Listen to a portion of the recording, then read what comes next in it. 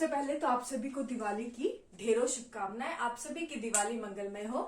तो environment series में अभी तक जो है हम 3 चैप्टर अभी तक कंप्लीट कर चुके हैं और आज का जो हमारा चैप्टर है 4th चैप्टर है।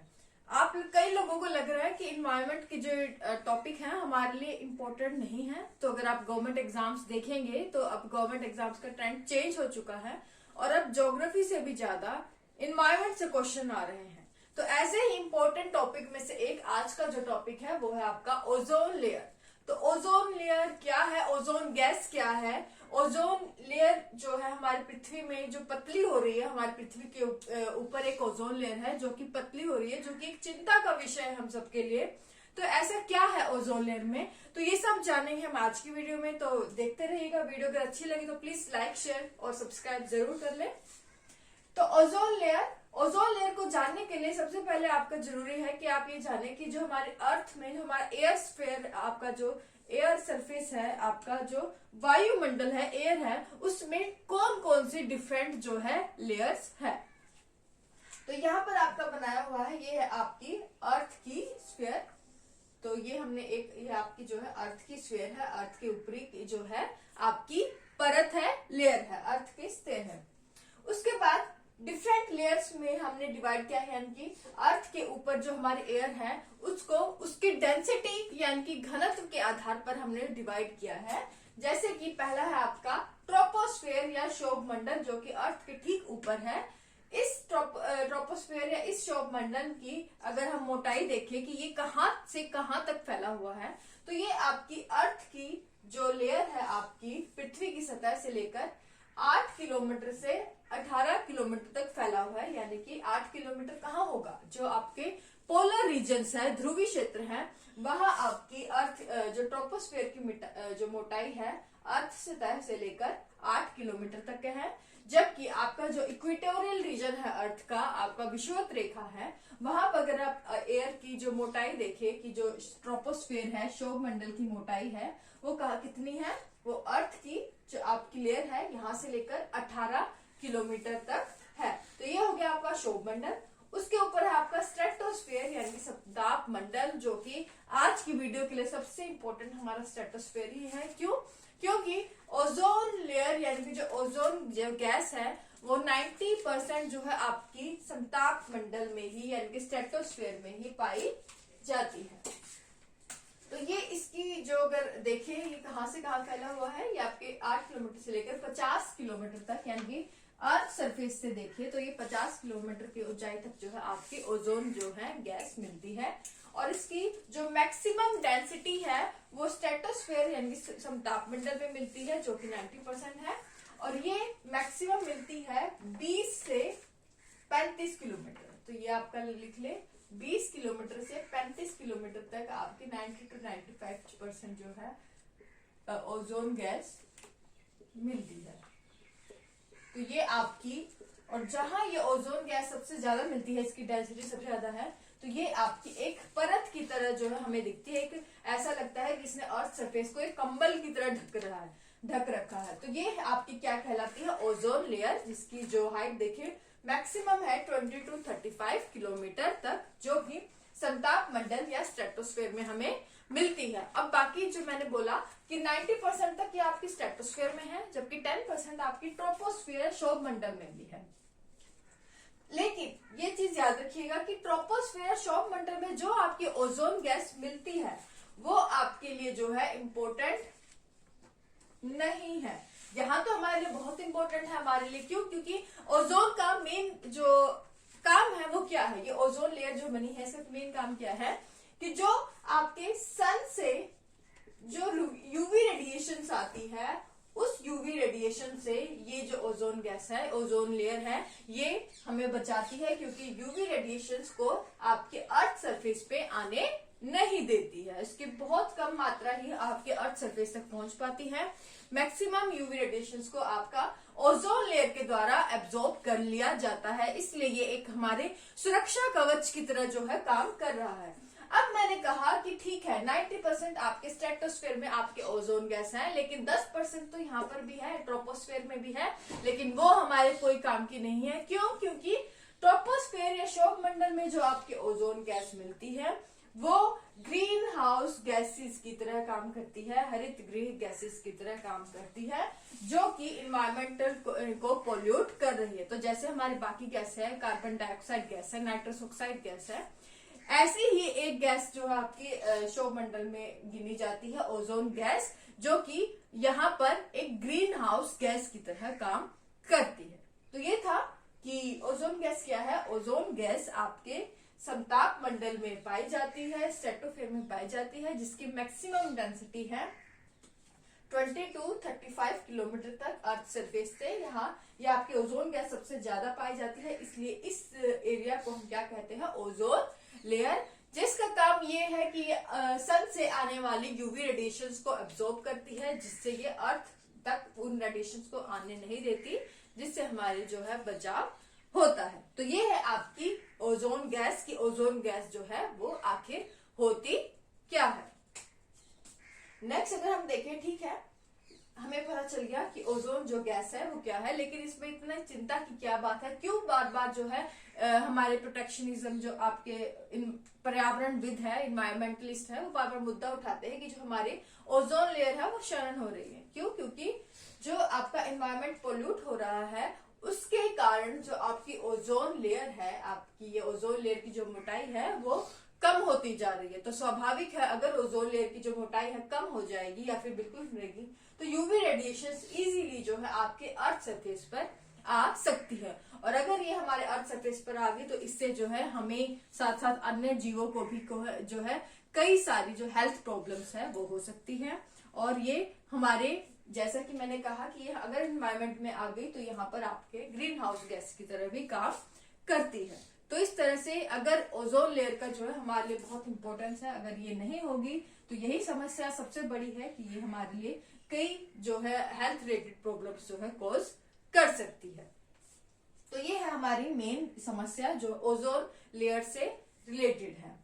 तो और अगर आप ये पूछे कि इसका कारण क्या है, क्यों जो है ओजोन लेयर जो हमारी जो पहले इतनी मोटी थी अब उसकी जो मोटाई है वो कम होती जा रही है, तो इसका सबसे बड़ा रीजन है कि अर्थ पर प्रोड्यूस होने वाली कई ऐसी ग्रीन हाउस गैसेस जो है, जो कि यहाँ पर पहुंच जाती है समताप मंडल तक, जिससे कि ये आपकी ओजोन लेयर जो है वो पतली होती जा रही है। जिसका सबसे बड़ा जो उदाहरण है, जो सबसे बड़ा कारण है, वो है आपकी क्लोरोफ्लोरोकार्बन्स। तो क्लोरोफ्लोरोकार्बन्स ऐसी गैस है जो अर्थ पर प्रोड्यूस होती है, वो ओजोन से रिएक्ट करती है, उसके साथ क्रिया करके जो है क्या करती है, इसको आपकी ओजोन लेयर को पतला कर देती है। तो क्लोरोफ्लोरोकार्बन्स ऑक्सीजन गैस के साथ जो है ओजोन, ऑक्सीजन गैस नहीं बोलेंगे, ओजोन गैस के साथ जो है वो रिएक्ट कर जाती है, जिसके बाद जो है अभिक्रिया करके यहाँ पर जो है ओजोन लेयर की मोटाई वो ऑटोमेटिकली कम हो जाती है, क्योंकि वो अब ओजोन की तरह काम नहीं करती, वो आपकी सिंगल ऑक्सीजन जो अणु है उसकी तरह काम करती है।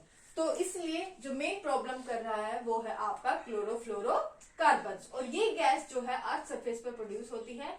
और ये जो गैस, अगर आप क्वेश्चन पूछा जाए क्लोरोफ्लोरोकार्बन्स का जो सबसे ज्यादा सोर्स क्या है, अर्थ पर सबसे ज्यादा कहाँ प्रोड्यूस होती है, तो ये जो क्लोरोफ्लोरोकार्बन्स में जितने भी अर्थ पर हम ठंडी चीजें यूज करते हैं, जैसे ठंडे इंस्ट्रूमेंट यूज करते हैं, आपकी मशीन यूज करते हैं, जैसे कि आपके एसी, फ्रिज, तो ये आपका सबसे बड़ा रीजन है आपका क्लोरोफ्लोरोकार्बन्स का यूज करने का। अगर आप देखें तो मानव की जो जरूरत है वो इतनी ज्यादा बढ़ गई है कि अगर वहां पे गर्मी नहीं भी है तो वहां पर भी एक स्टेटस सिंबल बन चुका है कि हमें एसी तो चाहिए। तो एसी जो है सबसे बड़ा रीजन है जिसकी क्लोरोफ्लोरोकार्बन्स को जो है हमारे बढ़ रहा है, क्लोरोफ्लोरोकार्बन्स की जो मात्रा है, गैस की मात्रा है वो बढ़ती जा रही है। तो एसी, फ्रिज जैसी जो चीजें हैं, जो सबसे बड़ा रीजन है अर्थ सरफेस पर क्लोरोफ्लोरोकार्बन जो है प्रोड्यूस करने का, जिसका मेन जो अगर हम रीजन कहे वो मनुष्य हैं, जो अपनी जरूरत को सेटिस्फाई करने के लिए, अपने ग्रिड को, अपने स्टेटस सिंबल को दिखाने के लिए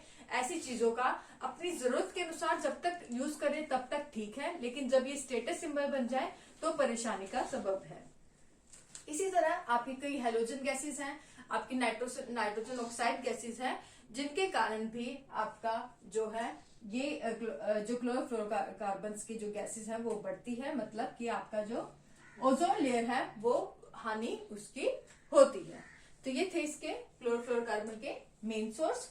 उसके बाद हम देखते हैं कि क्लोरोफ्लोरोकार्बन्स के कम करने के लिए, यानी कि जो ओजोन लेयर की जो मोटाई है वो कब हमने देखा कि ओजोन लेयर जो है वो पतली होने लग गई, कब ये हमें एक समस्या लगने लगी। तो सबसे पहले जो ओजोन लेयर में जो छेद देखा गया वो ब्रिटेन की एक टीम ने देखा गया। ब्रिटेन की एक टीम, एक साइंटिस्ट थे जिनका नाम था डॉब्सन। क्या नाम था? डॉब्सन।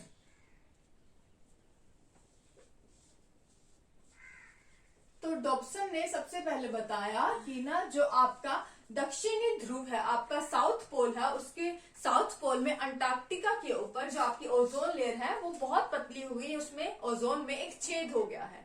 तो सबसे पहले जो है एक हलचल मच गई थी जब पता लगा था कि हमारी ओजोन लेयर में छेद हो गया है। और ये कहाँ देखा गया था? अंटार्कटिका के ऊपर साउथ पोल पे जो है आपका देखा गया था। और सबसे पहले इसके बारे में डॉब्सन ने जो है बताया, और इनके नाम से ही बाद में ओजोन लेयर की जो आपकी मोटाई है वो डॉब्सन यूनिट में जो है मापी जाती है। किस यूनिट में?